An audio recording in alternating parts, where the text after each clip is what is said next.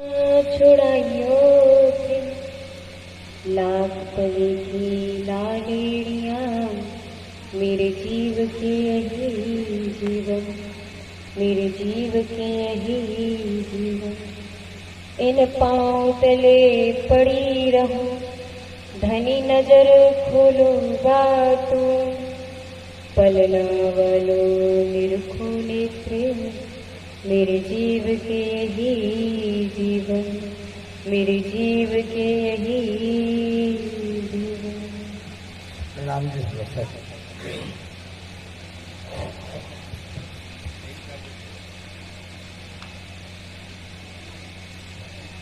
प्रकाश Gujarati Shri Bhagwat no सार। सांभलो साथ कहूं विचार, फल वस्त जे आपणो सार, ते जोईने आवो घरे, रखे अमल तमने अति चढ़े, रखे अमल तमने चढ़े। सांभलो साथ कहूं विचार। आप अक्षरती गामनी इस प्रकाश गुजराती के अंदर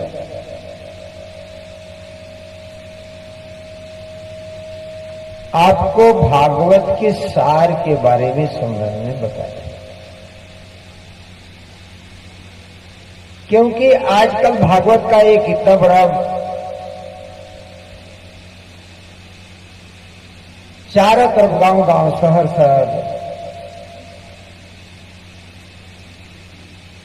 में प्रचार का रूप जो है बदल करके चल दिया है। गायक कलाकार या संगीत कलाकार हमारे बातों को अन्यत्र न ले जाएंगे। भागवत के श्लोकों को 1, 4, 2, 3, 5 इत्यादि इत्यादि तोड़ मरोड़ कर हिंदी में उसके कुछ चौपाइयों जैसे बना करके और संगीत के ऊपर कस करके गा करके बजा करके समाज को जो है थोड़ा हंसा करके, और ये कहते हैं कि हमने जो है 7 दिन भागवत या 14 दिन भागवत या 15 दिन भागवत हमने किया,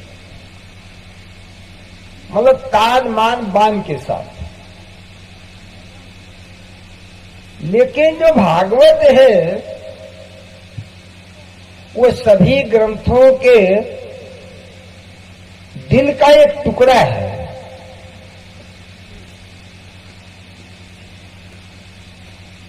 भागवत के अंदर जो है पारब्रह्म सच्चिदानंद की हुई लीला का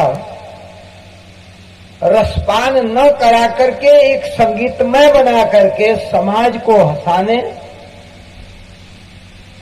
खिलाने और प्रसन्नचित करने का साधन बना लिया गया। और ये होता है कि हमने भागवत करवा लिया, भागवत करवा लिया।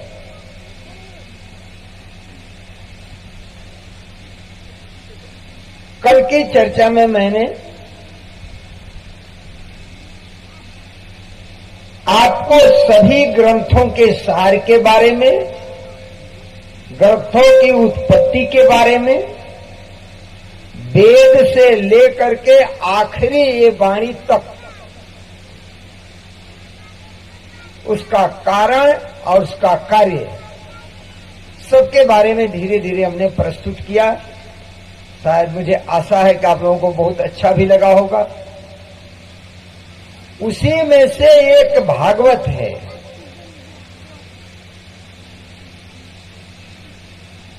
भागवत की रचना क्यों हुई, किसने किया, कैसे किया, किस लिए किया, आप सबको पता है। यदि भागवत कराते होंगे तो आप सबको पता है कि भागवत का जो है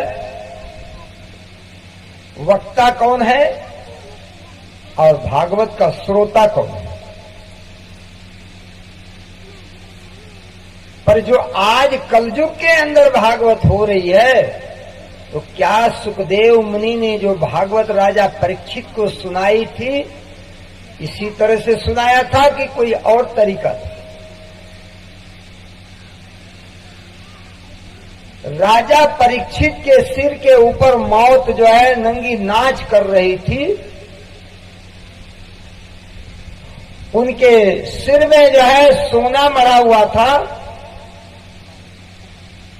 और सोने में कलयुग का वास होता है। माता मैंने कहेंगे हम सब सोना पहने, महाराज जी करें कलयुग में सोने का वास होता है। पर में परम सत्य बात है कि सोने में कलयुग का वास होता है। और राजा परीक्षित उस समय जो है शिकार खेलने गए थे, तो जो मुकुट पहने थे वो सोने का पहने थे, और उसी में कलयुग प्रवेश किया और उनकी बुद्धि को भ्रष्ट कर दिया। और वो ऋषि के गले में जो है मरा हुआ नाग डाल दिए, सांप डाल दिए, और ऋषि का लड़का जो है उन्हें श्राप दे दिया कि जिसने मेरे ध्यान अवस्थित पिता के गले में ये मरा हुआ सांप डाला है, ये सांप आज के 7वें दिन उसको काटेगा और उसकी जो है मौत हो जाएगी। ये है कलयुग का विधान। कलयुग में बुद्धि कैसे भ्रष्ट हो जाती है? तो पहले बार जो है राजा परीक्षित की बुद्धि को भ्रष्ट किया था कलयुग में। ये आज मैं जो है भागवत के बारे में आपको बता रहा हूं।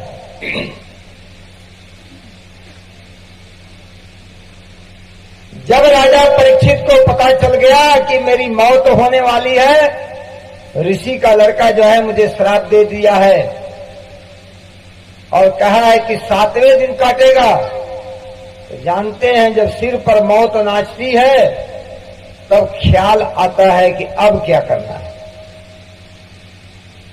आप लोगों को भी बड़ी चर्चा और ज्ञान कब से कितना सुनाया जा रहा है, कोई डर नहीं है, लेकिन कह दिया जाए कि आज रात को 11 बजे जो है प्रलय होगी, तो आप जो है 11 बजे वेट करेंगे कि इतने में जल्दी में हम कम से कम इतना तेजी करें कि हमें ऐसा कोई ज्ञान मिल जाए कि हमको जो है 9-10 घंटे में मुक्ति का मार्ग मिल जाए। 9-10 घंटे में मुक्ति का मार्ग खोजेंगे, क्योंकि डर हो गई कि 10 बजे रात को प्रलय होनी है। यही स्थिति है। जब राजा परीक्षित को पता चल गया कि आज के 7वें दिन मुझे जो है सांप काटेगा और मेरी मौत हो जाएगी, तो उन्होंने सभी ऋषियों को इकट्ठा किया और वैद्यों को भी बुलाया।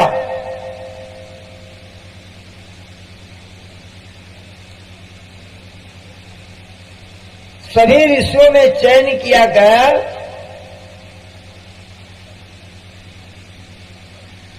कि भाई कोई ऐसा ज्ञान जो है राजा परीक्षित को सुनाया जाए जिस ज्ञान से उनके जीव को जो है भव सागर से पार होने का अवसर मिल जाए और उनकी मुक्ति बन जाए। क्यों? मौत सिर पर आई त्यों, इससे पहले नहीं। तो उसमें सुखदेव मुनि को चुना गया। वक्ता है सुखदेव मुनि और श्रोता है राजा परीक्षित। अब सोच लीजिए कैसे वक्तव्य देने वाला वक्तव्य दे रहा है और जो सुनने वाला कैसे सुन रहा है। कोई भी कथा चर्चा वाणी सुनने का तरीका जो है 3 तरह से होता है। प्रवाही ढंग से, पुष्टि ढंग से और मर्यादी ढंग से। आप लोग बुरा नहीं मानना। कुछ लोग कथा वार्ता जो है इसलिए सुनने चलते हैं कि भाई पूरा गांव जा रहा है, पूरी शहर जा रही है, पूरी दुनिया जा रही है, हम भी इनके देखी देखा चले।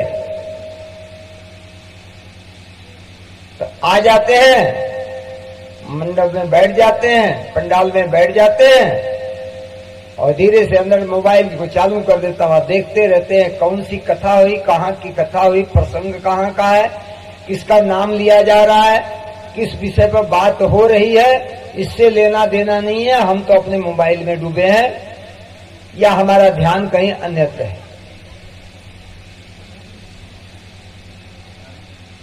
ये आता है पुष्टि मार्ग से आता है, कुछ नहीं। हमें तो अपने आत्म कल्याण के लिए इन बातों को सुनना है, तो वो आंख से सुनता है, कान से नहीं। वो किससे सुनता है? आंख से सुनता है। कथा कान से सुनी जाती है और चर्चा आंख से सुनी जाती है। आप सोचेंगे कि आपने कुछ अन्यत्र हमको जो है समझा रहे हैं, क्या आंख से कोई सुना है आज तक? यदि आज तक किसी ने सुना है और जो है अपने कल्याण किया है, तो आंख से सुनने वाला ही कल्याण किया है। कान से सुनने वाला कभी भी अपना कल्याण नहीं कर पाएगा। आंख से सुनने का मतलब है कि आंख में नजर डालकर ध्यान से सुनना। कान में कहीं की भी आवाज आ रही हो, आने दीजिए, पर हमारा ध्यान जो है वक्ता के जो है एकदम शब्दों पर है कि क्या कहा, और वो शब्द कान के माध्यम से अंदर जाते हैं और ध्यान लगा होता है उसके शब्दों पर, और उसकी आवाज को सुन के अंदर बैठा लेते हैं। इनको कहते हैं पुष्टि मार्ग।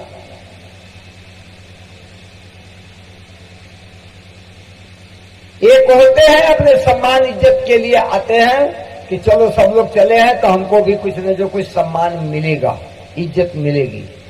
तो पुष्टि, प्रवाही और मर्यादी, तीन तरह से लोग सुनने वाले आते हैं। एक सुनता है कान से तो गले तक आने देता है, गले के नीचे नहीं जाने देता।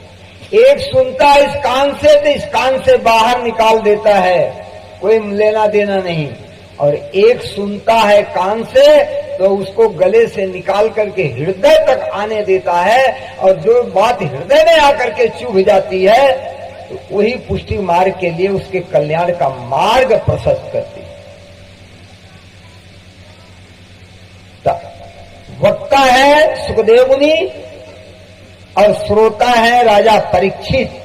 यदि ऐसे हमें मौत से डर हो और काल से डर हो, कलयुग से डर हो कि हमारे सिर पर जो है ये माया रूपी मौत रूपी सारा संसार जो है काल के गाल में जा रहा है, हमें इससे बचना है और हम ध्यान से इस बात को सुने और अमल में लावें। सुखदेव मुनि क्षर ब्रह्मांड की, मैंने पूरे क्षर ब्रह्मांड की कल वार्ता की थी। आज थोड़ा उससे आगे की तरफ आपको ले जाने की कोशिश कर रहे हैं, इसलिए भागवत सार मैंने खोला है। सुखदेव मुनि क्षर ब्रह्मांड से लेकर के ये भागवत जो है आप लोग सुनते हैं, शुरू कहां से होती है? पहले भागवत का महात्म बताया जाता है, गोकर्ण धुंधकारी की बात बताई जाती है, कैसे प्रेत जोनि से निकालना है। इसके बाद जो है राजाओं सृष्टि विद्या बताई जाती है, चतुर्थ श्लोकी। और इसके बाद जो है इक्ष्वाकुवंशी राजाओं का वर्णन किया जाता है कई अध्याय में करते करते। फिर चंद्रवंशी जो है राजाओं का वर्णन होता है, और उस चंद्रवंशी में जदुवंश के वंश का वर्णन किया जाता है। और आते आते जदुवंश में नंद का नाम और जसोदा का नाम, कृष्ण का नाम आता है। यहां से जो है असल भागवत की आपकी जो है कुंजी। इतने राजा हुए, फला फला राजा, उनका बेटा ये किया है तपस्या, ये फल पाया, ऐसे हुआ ऐसे हुआ, ऐसे करते करते करते करते जब जदुवंश में आते हैं तो जदुवंश में कृष्ण का नाम आता है, वसुदेव का नाम आता है, कंस का नाम आता है। अब यहां से भागवत का मूल शुरू होता है, भागवत की जड़ पौधा जो है अंकुरित होता है।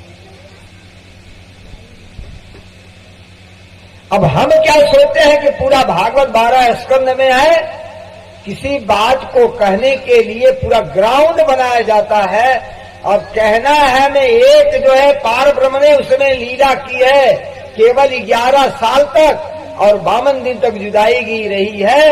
अब 11 साल तक जो लीला हुई है उस बात को समझाने के लिए पीछे का बैकग्राउंड बनाया जा रहा है, राजाओं का नाम लिया जा रहा है, उनके वंशज का नाम लिया जा रहा है, और उनके राज्य पाठ करने का, उनके फल का सब बात बताते बताते बताते जदुवंश में आकर के यहाँ से बात शुरू होती है। सुखदेव मुनि भी यही कर रहे हैं, सुखदेव मुनि भी यही कर रहे हैं। सुनाते सुनाते जो है जब जदुवंश का जो है अवतार की बात आती है वहां से शुरुआत होती है। अब धीरे धीरे आगे बढ़ते हैं, कृष्ण का जन्म होता है। अब जन्म होने के बाद कैसे बलदेव जी उनको लेकर के जाते हैं ये सब आपको बात पता है, सुने होंगे। नहीं है तो मैं त्रिधा लीला में उसको स्पष्ट करके सुना भी दूंगा। और जब रास की बात आती है,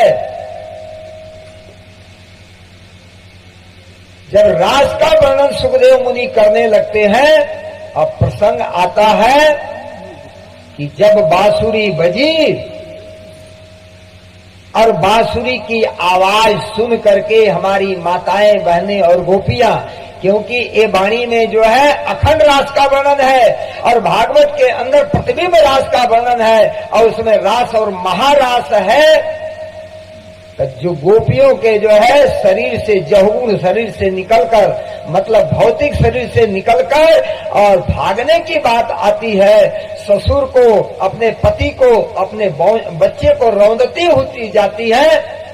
यहाँ पर सुखदेव मुनि की वक्तव्य को सुन करके राजा परीक्षित को जो है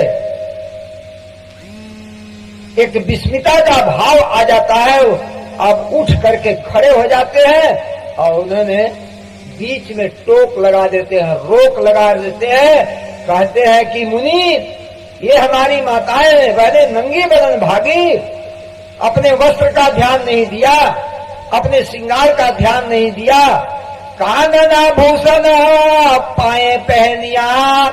कान का भूषण क्या होता है? जो माताएं बहनें पहनी है वो पांव में, और पांव का भूषण क्या होता है? पायल। पायल को कान में पहनना शुरू कर दिया। अब राजा परीक्षित से बात सहन नहीं हुई, उठ करके खड़े हो गए और कहते हैं कि वो स्थान कहाँ है और वो बजाने वाला कहाँ है? सुखदेव मुनि कहते हैं, जा रे राजा, तू राजा हुआ और मैं जोगी हुआ। बस तू राजा मैं जोगी हुआ, रास को सुख कहे न गया, भागे जोश कहे पंचाध्यायी, रास वर्णन न हुआ तीन ताई। तो कल मैंने मंत्र की व्याख्या किया था, बिना तारतम्य के ये भेद खुल नहीं सकता कि सुखदेव मुनि ने अखंड रास का वर्णन नहीं कर पाए। कौन सी रास का वर्णन किए?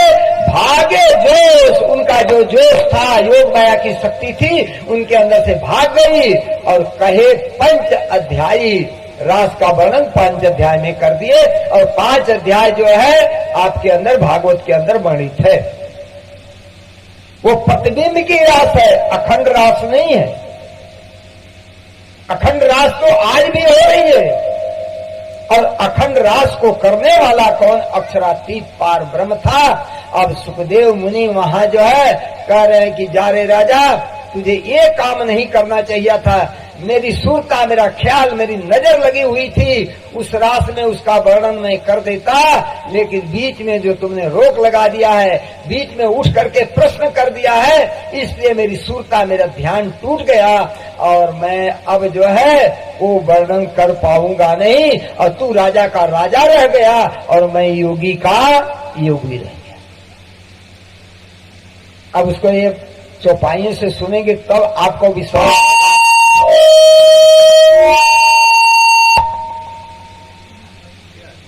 अब एक बात, जब तारतम्य ज्ञान अवतरित होगा, ब्रह्म ज्ञान अवतरित होगा, तब इस भागवत का भेद खुलेगा, भागवत का सार निकलेगा। भागवत एक दूध है, एक वृक्ष है, जैसे समझे वैसे समझ लीजिए। भागवत एक दूध है, दूध के अंदर घी छिपा हुआ है, अब घी को कैसे निकालना है और उसका उपयोग कैसे करना है, या एक वृक्ष है और वृक्ष में से हमें फल का रस कैसे लेना है, एक भागवत में से जो है हमें निकाल करके आपके कर कमल में पिरोसना है। अब हम भागवत जो हिंदी का चौपाइयां बना करके हम बाजे पर कस करके समाज को सुनाते हैं, ये मनोरंजन है, ये भागवत रंजन नहीं है, ये मनोरंजन। किसी को बुरा न लगे, मेरी भाषा तो थोड़ी कड़वी अवश्य लगती होगी, ये मनोरंजन है, ये भागवत रंजन नहीं है। भागवत को सुन करके आपके आंखों से आंसू की धारा बह निकलनी चाहिए, क्योंकि भागवत के अंदर हमारे प्रीतम, हमारे प्राणनाथ अक्षरातीत पार ब्रह्म की शक्ति कृष्ण के तन में बैठ करके और प्रेम की लीला है, जिन गोपियों ने आंसू बहाया है और जिस कृष्ण ने मुरली बांसुरी बजाया है, आप उसको एक बाजे पर कस करके दुनिया का मनोरंजन बना रखे। जहां दिल के दर्द है, जहां दिल फाटने वाला है, विरह और तरफ की बातें हैं, उसको आपने मनोरंजन में कस दिया कलयुग में आकर के। भागवत के अंदर जो घी छिपा हुआ है, जो अक्षरातीत पार ब्रह्म की शक्ति ने लीला की है, जिस शक्ति के लिए गोपियों ने रुदन किया है, जिस शक्ति के लिए जो है 100 वर्ष तक तड़पी है और नहीं पाई है, और उसको गौलोकी शक्ति में आकर के जो बता के चली गई, पर पार ब्रह्म की शक्ति मिली नहीं। वो सब भेद इस भागवत के अंदर है, पर बिना तारतम से वो खुलने वाला नहीं है। भागवत को खोलने के लिए चाबी चाहिए, ताली चाहिए। जब तक जो है ज्ञान रूपी ताली नहीं रहेगी, तारतम ज्ञान नहीं रहेगा, तब तक हुक्म वेद कतेब में लाखों लिखे निशान, चाहे हिंदू हो चाहे मुस्लिम हो। मुस्लिम अपने कुरान को समझता है कि कुरान मेरा है, ये कुरान जो है मुसलमानों का नहीं है, कुरान तो मोमिनों का है। इसी तरह से भागवत तो मानव का है, मानव समाज को जो है इस भव सागर से पार का ज्ञान देने के लिए आया, पर भागवत को आपने एक मनोरंजन का साधन बना लिया, इसलिए आप गाते बजाते रह गए और भागवत सुनते रह गए। भागवत दिल में बैठी हुई आत्मा को झकझोरने के लिए है, अपने प्रियतम को बताने के लिए संकेत है कि तुम्हारा प्रियतम इस माया में आकर के 11 साल तक लीला किया था। अब अभी प्रश्न किया जाए, भागवत के अंदर 40 प्रश्न हैं। पहला प्रश्न है, मोह तत्व क्या है? कोई भी एनिमल भागवत का करता हो, उसे पूछ लीजिए कि मोह तत्व क्या है और मोह हुआ किसको, और अखंड रास कहाँ है और अखंड ब्रीज कहाँ है? क्या इस वृंदावन में है, क्या इस गोकुल में है? तो ये गोकुल और ये वृंदावन का महाप्रलय में लय हो जाएंगे। इसी भागवत के 12वें स्कंद के 4थे अध्याय में स्पष्ट लिखा है कि जब महाप्रलय होगी तो 5 तत्व, 3 गुण और 14 लोक का महाप्रलय में लय हो जाएगा। आप विचार कीजिए, जब पृथ्वी ही नहीं रहेगी, कल ही मैंने बताया था कि जब पृथ्वी ही नहीं रहेगी, आकाश ही नहीं रहेगा, 5 तत्व ही नहीं रहेंगे, तो ये गोकुल, ये दिल्ली और ये आपका जूना गांव कहाँ रहेगा? इसका मतलब है कि भागवत के अंदर वर्णन जो रास है वो प्रतिबिंब की रास है, और इस रास से हमें पता चलता है कि अखंड रास कहीं न कहीं हो रही है। अब उस रास का पता यदि चल जाए तो उस रास को करने वाला कौन था? खोज बड़ी संसार रे साधो, खोज बड़ी संसार, खोजत खोजत सदगुरु पाइए, सदगुरु संग करतार। तारतम ज्ञान के आने के बाद पता चलेगा कि वो रास किसने किया था। ये स्वरूप में, ये वृंदावन, ये जमुना तटसार, घर से तीत और ब्रह्मांड से अलगो, ये तारतम बताएगा।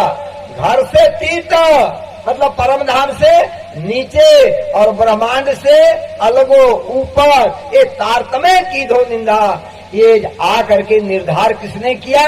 तारतम ने बताया कि ये रास यहाँ नहीं हुई। रास तो योग माया के ब्रह्मांड में केवल ब्रह्म में पार ब्रह्म सच्चिदानंद ने वहाँ नूतन वृंदावन नूतन चांदलो बना करके एक रात रास खेली और रास खेल करके उसको अखंड कर दिया अक्षर के दिल में चित्त में। आज भी वो रास हो रही है, होती रहेगी, अनवरत चलेगी, वो कभी बंद होने वाली नहीं है। और वो रात में है और भी रात पूनम की है। और इस वृंदावन में और इस गोकुल में तो रात दिन दोनों होते हैं। सूरज भी उगता है और चंद्रमा भी उगता है। और एकम दूई तीज चौथ पंचमी षष्ठी सप्तमी का जो है यहाँ चंद्रमा होता है और उस रास का चंद्रमा पूनम ही पूनम है। तो अब बताइए वो रास कहाँ है? भागवत भागवत भागवत भागवत जो है, इसीलिए इसको महापुराण कहा जाता है। इसकी गिनती महापुराण में आती है। अब इसके अंदर जो रस है वो बिना तारतम समझ में आएगा नहीं। इसलिए कह रहे हैं सांभरो साथ करो विचार। गुजराती भाषा है, अर्थ हम आपको बता देंगे। सांभरो साथ करो विचार। हे सुंदर साथ जी, आप ही ब्रिज में आए थे और आज जागनी के ब्रह्मांड में आए हैं। तो भागवत के सार मैं बताने जाऊं तो पहले ध्यान से सांवरो माने सुनो, ध्यान से सुनो और करो विचार। इसके ऊपर जो है विचार करो कि सत्यता क्या है, सही क्या है। ये अमल तणो मोटो विस्तार। ये अमल तणो मोटो विस्तार। गुजराती भाषा में मोटो कहते हैं बड़ा को, बहुत ज्यादा मोटा कहते हैं। जैसे अब बड़ा कहते हैं, गुजराती लोग उसको मोटा कहते हैं। कहते हैं कि अमल माने नशा, अमल माने नशा। ये जो ब्रह्मांड दिख रहा है काल माया का ब्रह्मांड, कलयुग का ब्रह्मांड, इसमें माया की ऐसी नशा चढ़ी हुई है कि जैसे शराबी को शराब की नशा चढ़ जाती है और उसका खिस्सा खाली रहता है, एक पैसा भी नहीं रहेगा और नाली में गिरा रहेगा और आप सामने से आ गए तो क्या बोलेगा, उसकी जबान भी टेढ़ी रहेगी। बंगला खरीद लूंगा तो बंगला खरीदेगा आपको, खिस्सा खाली, पर जो है शराब के नशा में है और आपका बंगला खरीद रहा है। इसी तरह से माया की नशा जो है इस जीव के ऊपर इतना आकर के आगोश कर लिया है, चढ़ गई है कि माया के नशा में कोई भी जो है भागवत के दूध में से, मक्खन में से घी निकाल नहीं पाता। इसलिए कह रहे तुम इस पर विचार करो। ते नीठ नवजो निर्धार। ते जोईने आओ घर।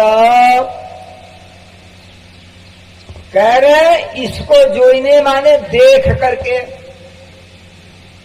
इस बात को देख करके। ते जोईने, जोईने मतलब होता है देख करके, जो शब्द गुजराती में आता है देखना। कह रहे इसको देख करके अपने घर चलो। जितने जो है भागवत गीता रामायण इत्यादि इत्यादि वेद शास्त्र या अन्य जो कुरान पुराण बाइबिल इत्यादि है, इसके अंदर तुम जो है विचार करो, देखो। परमात्मा के बारे में संकेत में ज्ञान दिया गया। आज दो संदेश परमात्मा ने भेजा है, एक हिंदुओं के लिए, एक उधर मुसलमानों के लिए, और ग्रंथों में जो है अपनी पत्नियों के लिए, अपनी आत्माओं के लिए संकेत भेज दिया है। अब इसके लिए आपको दृष्टांत दे रहा हूं, समझ में बात आ जाएगी। कैसे चिट्ठी लिखी जाती है अपनी प्रेमिका को, अपने प्रेमी को, या अपने संकेत समझने वाले को, ये आपको बात समझ में आ जाएगी। ये जितनी है ये हमारी चिट्ठियां हैं। हमारी का मतलब परम धाम की आत्माओं के लिए भागवत गीता रामायण कुरान पुराण बाइबिल आरण्य ग्रंथ ब्राह्मण ग्रंथ जितने सब हैं, ये परम धाम की आत्माओं के लिए छोटे छोटे लव लेटर हैं। समझ में आई बात? कैसे लिखी गई है? ऐसे लिखी गई है। दो पंजाबी थे, घर से निकले बेचारे, कमाने के लिए चले गए और जा करके उन्होंने नौकरी किया और कुछ पैसा कमाया। पैसा कमाने के बाद एक पंजाबी कहता है कि भैया अब हम घर जाने वाले हैं, तो भाभी के लिए कुछ देना है तो दे दीजिए। तो कहा हाँ भाई ठीक है, आप घर जाओ, मैं कुछ दे देता हूं, एक चिट्ठी लिख करके दे देता हूं, चिट्ठी भाभी को दे देना। उसने क्या किया कि 11 रुपया, उस जमाने में 11 रुपया जो है उसको दे दिया और एक चिट्ठी लिख दिया। क्या चिट्ठी लिखा? तेत्रियानु तिहाई कर 16 5 घटाए, और जो तू चतुर सजान है 9 2 लेखे लाए। समझ में आई बात? तेत्रिया कहते हैं 33 को, पंजाबी भाषा में क्या कहते हैं? 33 को क्या कहते हैं? तेत्रिया। तेत्रियानु तिहाई कर, तेत्रिया का तिहाई करेंगे तो कितना हो गया? 11। 11 तिया 33 होता है ना। तो तेत्रियानु तिहाई कर 16 5 घटा, ये चौपाई है। तेत्रियानु तिहाई कर 16 5 घटा है, 16 में से 5 घटाएंगे तो कितना होगा? ठीक, चौपाई समझ आ रही बेटा? कह रहे तेत्रियानु तिहाई कर 16 5 घटा है, अपनी पत्नी को कह रहा जो तू चतुर सुजान है तो 9 2 लेखे लाए, 9 के ऊपर 2 दिया हूं, मतलब 11 दिया हूं। अब वो अपना 11 रुपया लेकर के चला और चिट्ठी को पढ़ा, तेत्रियानु तिहाई कर 16 5 घटा है, जो तू चतुर सुजान है 9 2 लेखे ला, 9 2 ले। अब चौपाई पल्ले पड़